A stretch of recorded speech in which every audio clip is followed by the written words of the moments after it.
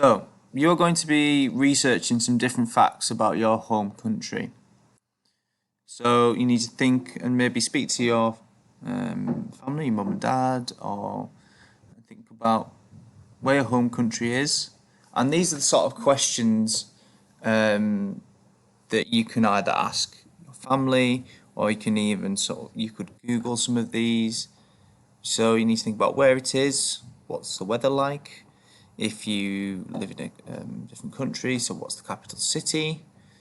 What's the flag of your country? What famous places are there? What animals do you find there? What different types of food are there? And what is there to do? And then what you're going to be doing is you are going to be writing these facts down. So you'll be given one of these sheets, or you can make your own fact file.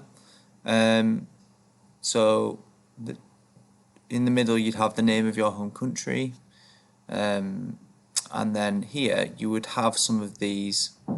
These are what you call sort of the different sections. So for example, I'd have up here, where is it? Maybe up here I'd have the weather. Here I'd have what the animals are like. So then when you are looking at these facts, you can go, all right, well, this section over here is about where it is. This section's about the weather. This section's about the animals.